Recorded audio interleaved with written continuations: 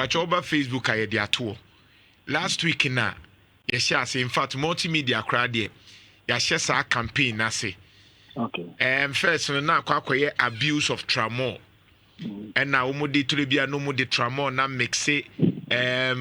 cough mixture na boys na keka album afi de ehu ya ne se ade bi omusi ready nti mrantie no ma yesei che se omu owi ase foforo a che se wo ye hu hwia enye yi na anu kra BBC report bi e ba ye si opioid bi na Drew Tamale na boys ye nonom ene man nom emrantie ennom FDA for unim red no mo be ne dey na amai I think for red in India the measures we are to akuna and some measures in the meeting but the can say here no the only thing I can say obia or beton or also tons are Tramadol and first I drew I was say a approved one. The FDA are registered now, and then I was a panto. And then yet the Biana waiting at tons a drew. The Edika was says I drew the tone only for instance pharmacy one and the tons a drew. Because you are registered 50 and 100 and I'm a pharmacy shop. And then this a doctor and I prescribe amanipano and sana what you need aton amanipano. Apart from that, no, obi obunse or toamu obi nipa kita prescription here bia watomra. Enti se bisa ekoso na and I say bia uyi FDA asotria. Ye the tiki sovereign intelligence na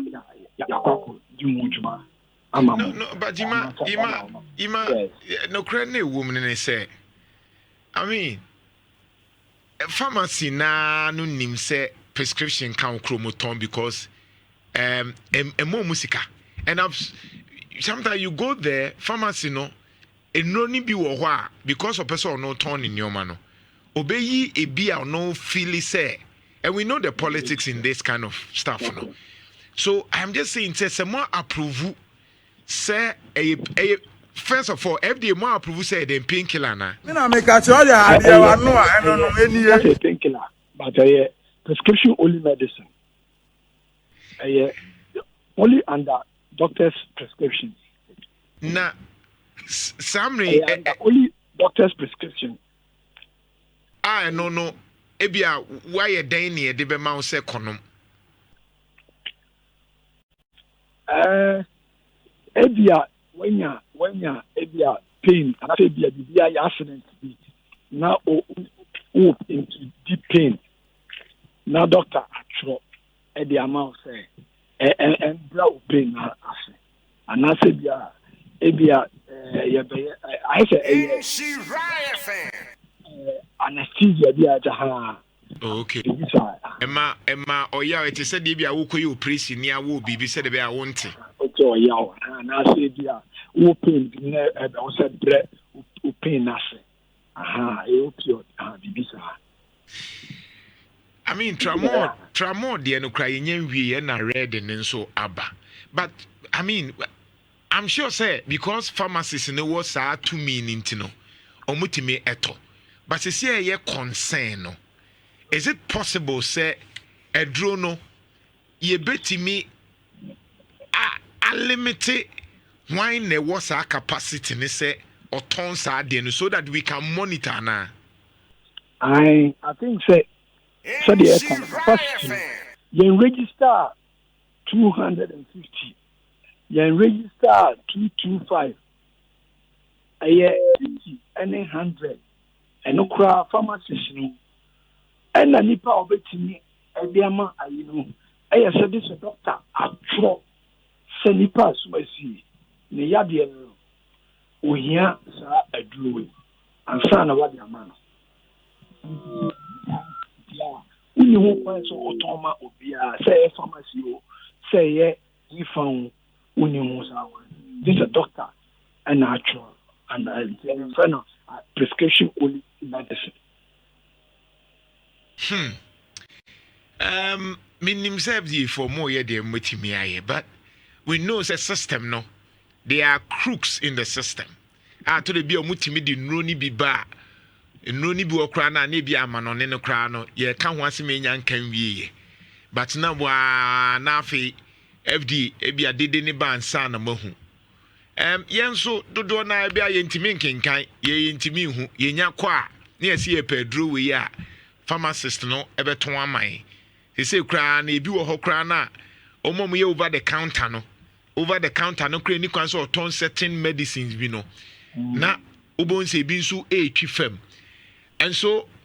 beyond talking some obehwe no